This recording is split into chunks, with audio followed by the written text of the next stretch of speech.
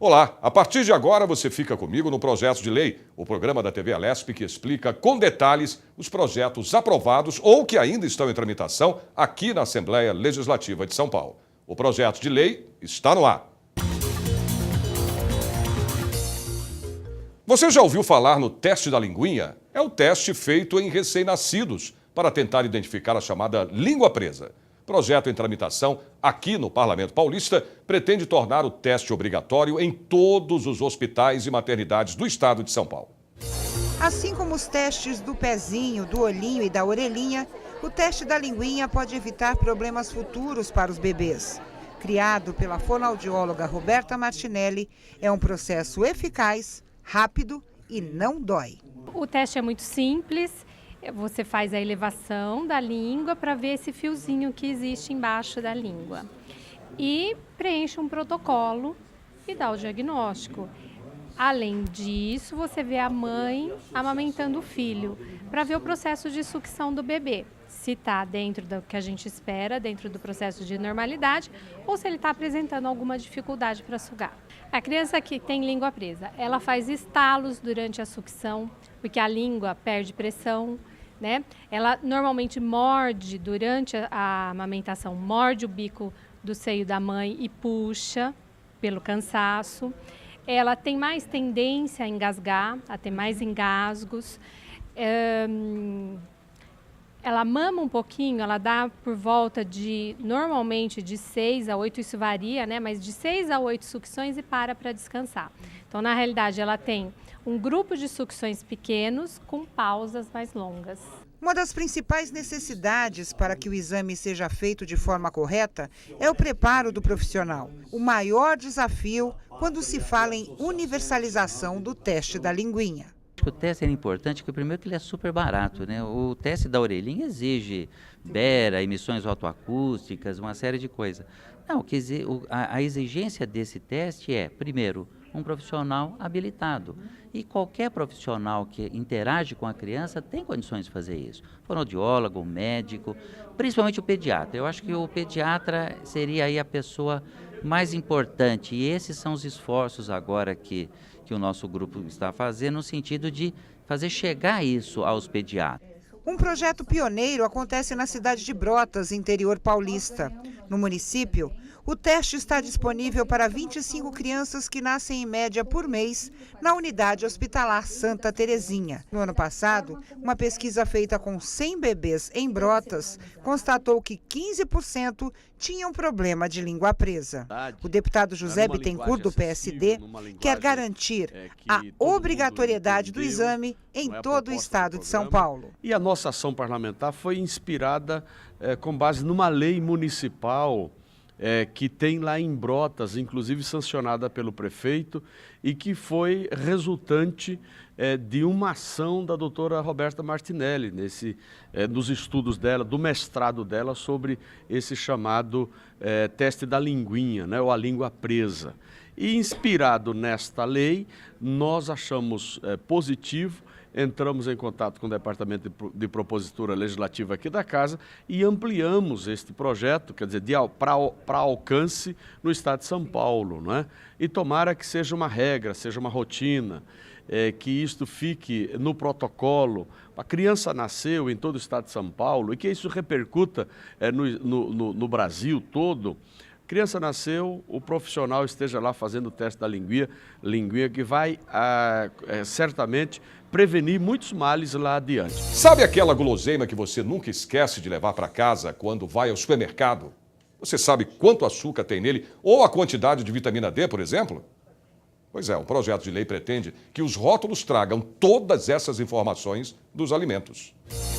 No supermercado, lançamos o desafio. Quem consegue ler o rótulo dos alimentos? O Samuel bem que tentou. Mas é pequenininha, mas às vezes nem com óculos eu consigo ler. E se nem de óculos a gente enxerga, imagina sem. É muito pequena, mas eu ando com óculos. Quando eu tenho dificuldade, eu sempre uso óculos para identificar melhor, né? Com ou sem óculos, o certo é que rótulo é mesmo igual a bula de remédio. Difícil de enxergar e nessa sopa de letrinhas, a quantidade de calorias mereceria destaque, não é mesmo? E uma letra 3 vezes maior? É o que propõe um projeto de lei que tramita na Assembleia Legislativa de São Paulo. Quem pensou o projeto foi o deputado Orlando Bolsoni, do PSB. Ele também propõe que os rótulos tragam a quantidade de vitamina D e potássio dos alimentos. Informem quanto de açúcar manufaturado cada produto possui. Os rótulos de hoje aparecem de forma muito tímida. Então é extremamente importante, porque as pessoas, no comporem as suas dietas, a grande maioria das pessoas acompanha sobre o número no sentido de ter o número de calorias é que vai fazer a sua dieta. Dietas de 1.200 calorias, 1.500, 1.800, e não pode. Então esse número, no meu modo de ver, tem que ficar em destaque, tem que ficar com clareza para que as pessoas tomem a decisão, saibam o que estão comendo e com isso melhorem a sua saúde. Para esta nutricionista, quanto mais informação, melhor. Principalmente na questão do açúcar. Existem vários tipos de carboidrato e o açúcar é um deles. Só que o açúcar ele é prejudicial para muitas doenças. Então, por exemplo, um diabético, ele olha um rótulo e tem lá carboidrato. Mas ele não sabe se aquele carboidrato realmente quanto de açúcar tem ou não, né? Então, ele não deveria consumir açúcar, por exemplo. O açúcar para ele faz muito mal. E aí, às vezes, ele acaba consumindo um produto sem saber, sem aquele conhecimento, depois tem que ali tomar mais medicamento, aumentar a insulina, por conta de repente, uma falta de informação que existe no rótulo mesmo, né? Então, isso é muito importante e pode ajudar a saúde de muitas pessoas mesmo. A coordenadora da Proteste, a Associação Brasileira de Defesa do Consumidor, explica que as pessoas têm o direito de saber e entender o que os rótulos dizem. As informações, elas são minúsculas, mas se você for olhar, elas estão ali. Talvez com uma lupa você consegue ler, mas é muito difícil essa leitura, principalmente quando você está fazendo compras no dia a dia, você não vai parar e olhar atentamente, porque realmente é complexo, difícil, o consumidor nem sempre tem as informações adequadas a respeito do que ele deve avaliar e, portanto, essas informações das quantidades de calorias, do potássio, dos açúcares encontrados nesses alimentos facilitariam muito a vida do consumidor e um maior controle sobre a sua saúde. Projeto de lei volta depois do intervalo. Volto já já.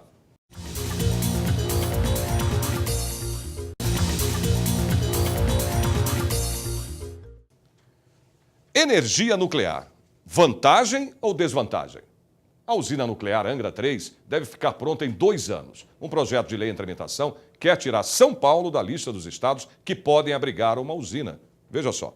Atualmente, 2 usinas nucleares estão em funcionamento no Brasil, Angra 1 e Angra 2. E a previsão é que até 2015 sejam concluídas as obras de Angra 3. Além disso, o governo brasileiro pretende construir mais 4 usinas, 2 na região Nordeste e outras 2 no Sudeste do país.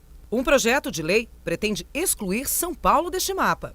Angra 1 começou a operar em 1984, em Angra dos Reis, estado do Rio de Janeiro. É uma usina do tipo PWR, sigla em inglês que significa reator de água pressurizada, onde o núcleo é refrigerado por água leve desmineralizada. Angra 2 começou a funcionar em 1996 e utiliza o mesmo sistema.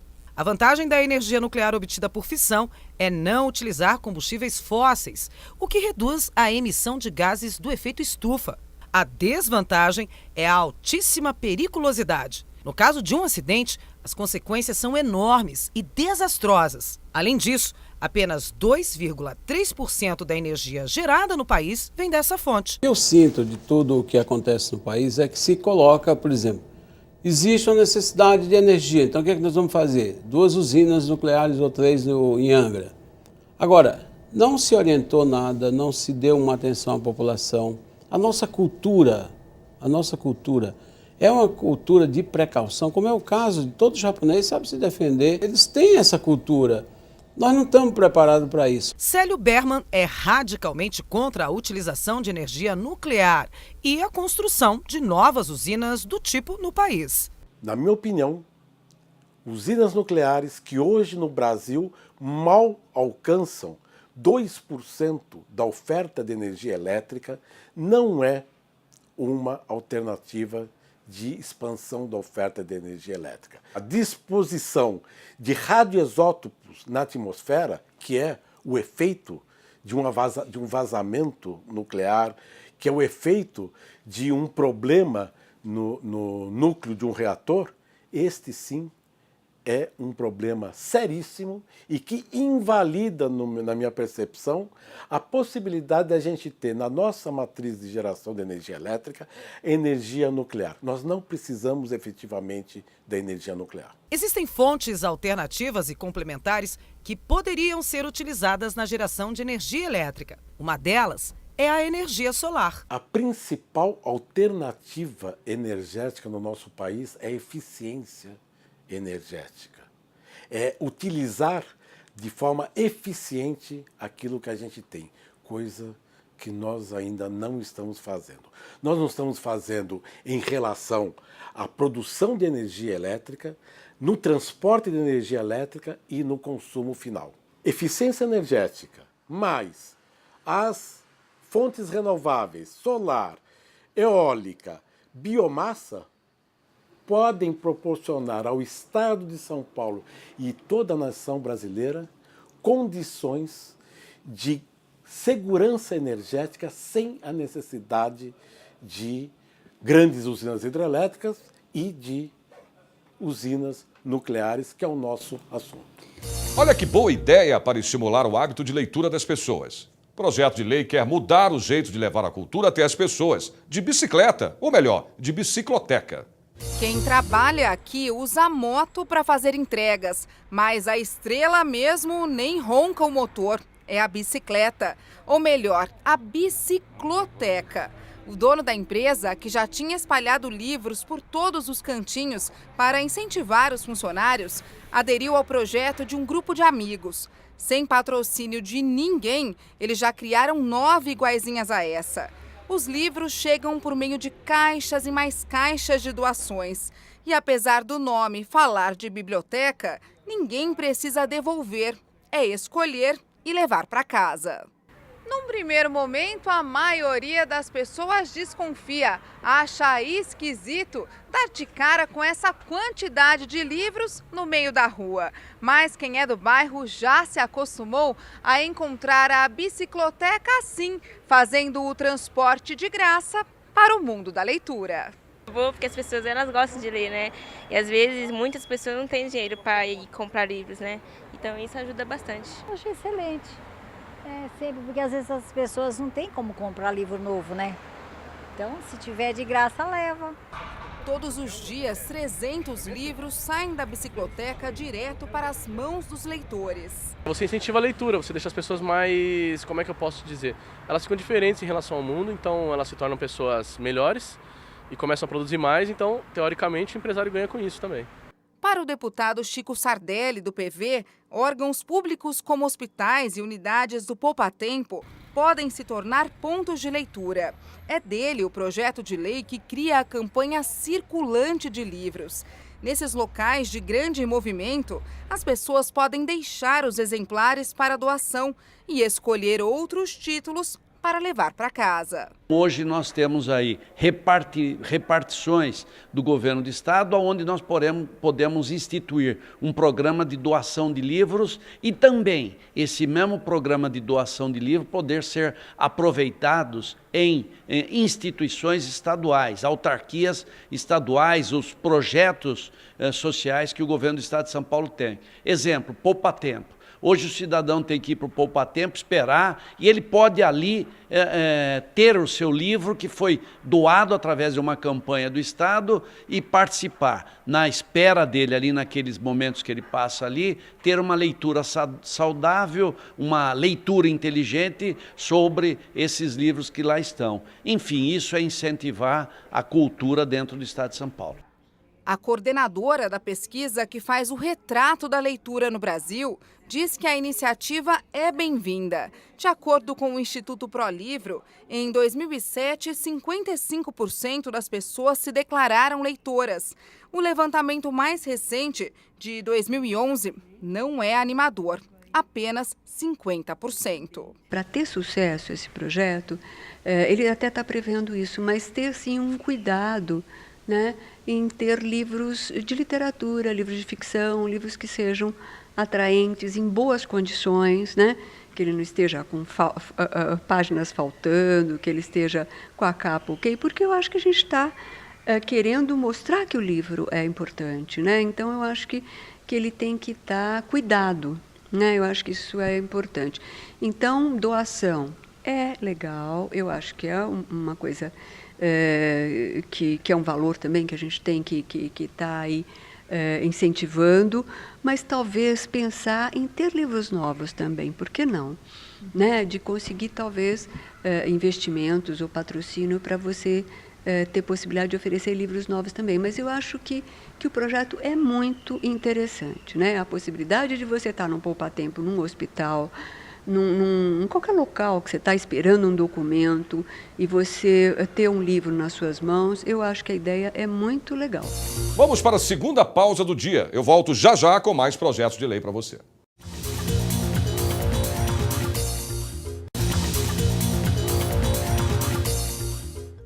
Projeto de lei da Assembleia Legislativa de São Paulo quer evitar novas tragédias, como a que matou 242 pessoas, deixando 116 jovens feridos em Santa Maria, no Rio Grande do Sul, no dia 27 de janeiro de 2013. Pelo projeto, nenhum estabelecimento pode funcionar antes de passar pelos mais diversos tipos de inspeções. Um prédio desaba no centro do Rio de Janeiro, 14 mortos. A laje de uma movimentada loja desaba em Carapicuíba. Mais uma morte. Esses são apenas 2 casos que poderiam ser evitados com uma vistoria periódica, que avaliasse a estrutura das edificações. Esta é a proposta do deputado Marcos Neves, do PV, que apresentou um projeto de lei que institui o certificado de inspeção predial. Todo imóvel com mais de 3 pavimentos, área construída superior a 1.000 metros quadrados, seja comercial, residencial ou público, terá que passar pela vistoria. Engenheiros e arquitetos aprovam a iniciativa e já vislumbram a possibilidade de que a inspeção possa alcançar também as pontes e os viadutos. Cotidianamente a gente vê problemas em estruturas que não são cuidadas, então ela tem que ter uma manutenção periódica, como tudo, né? Uma casa, o corpo humano, todos nós temos que ter uma manutenção. E por que não a estrutura? O certificado de inspeção predial também poderá ser um aliado dos administradores de condomínios, principalmente para o planejamento da manutenção dos imóveis. Esse projeto, ele logicamente entrando em vigor, ele vai trazer mais segurança para que o prédio possa passar a ter a garantia de que a edificação é segura e dar um subsídio para aquele administrador, aquele que vive no dia a dia daquele condomínio, possa obter esse certificado para mostrar para aquela coletividade que aquele prédio tem um diferencial e tem uma segurança. O CREA, Conselho Regional de Engenharia e Agricultura de São Paulo, também abraçou o projeto que institui o certificado de inspeção predial. Assim como o corpo humano precisa ter check-up, os prédios também precisam ter check-up, né? E essa inspeção predial vai garantir, porque vai obrigar que sejam feitos esses check-ups, essa nós chamamos de inspeção predial. Então, dessa maneira, nós podemos detectar nessas inspeções as falhas e as inseguranças que cada edificação dessa tem, cada prédio desse tem, para que a gente possa fazer os devidos reparos e aí dar segurança à sociedade. O autor do projeto, o deputado Marcos Neves, do PV, disse que a proposta foi amplamente discutida com a área técnica do governo do estado e que agora será debatida com a sociedade civil em audiências públicas. Ele ressalta que o objetivo é preservar vidas. O nosso objetivo do projeto não é taxar ninguém, não é aumentar o custo para ninguém, é realmente favorecer as vidas, né? Fazer a manutenção que tem que ser feita para que amanhã nós não podemos perder ninguém, né? Não por esse motivo. Então esse é o objetivo principal, que é a manutenção e também que a população possa se sentir segura onde ela está morando ou ela está visitando. Um projeto em estudos aqui na Assembleia quer ampliar os cuidados paliativos para toda a rede estadual de saúde de São Paulo. Os cuidados paliativos são aqueles destinados a pacientes em estado terminal. Falar de morte sempre foi um tabu em nossa sociedade, mas começa a ganhar destaque quando abordamos os cuidados paliativos, definidos pela OMS, Organização Mundial da Saúde, em 2002. É o cuidar bem do paciente nos momentos finais da vida, com prevenção e alívio do sofrimento. A maioria desses pacientes tem doenças crônicas, oncológicas ou neurológicas, onde muitas vezes o tratamento dado não vai significar a cura e muito menos melhoras no quadro. Só causam sofrimento e dor. Já existem várias iniciativas isoladas pelo país, mas hoje nós precisamos institucionalizar os cuidados paliativos para que todos tenham acesso, todos tenham direito. Isso é muito importante para os pacientes, porque essa grande quantidade de pacientes com doenças crônicas, com doenças avançadas, estão ficando realmente sem acompanhamento adequado. Então seria muito importante que conseguíssemos passar esse projeto para frente.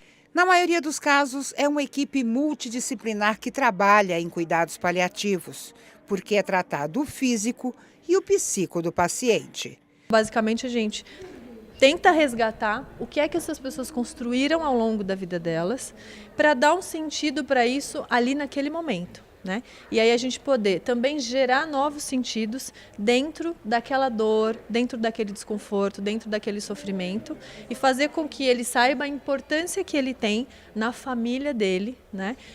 Na vida que ele exerceu profissionalmente ou na comunidade, para que ele possa se sentir um ser pleno antes de vir a falecer. A deputada Sara Munhoz, do PCdoB, quer que a população que depende do atendimento na rede pública tenha também acesso a esse tipo de abordagem. Por isso, apresentou um projeto de lei para que cidades com mais de 100 mil habitantes tenham uma rede de cuidados paliativos. A rede pública tem condição, sim, de fazer, na medida em que, se ela balizar bem essas questões da relação custo, benefício, amparo familiar, amparo social e dignidade, se ela fizer isso numa linha onde a equidade, quer dizer, a igualdade dos diferentes fatores possa ser ponderado, pode ser feito na rede pública, pode ser feito na rede privada e, inclusive, na rede ambulatorial. O programa de hoje fica por aqui. Nós temos um novo encontro marcado na semana que vem. Até lá!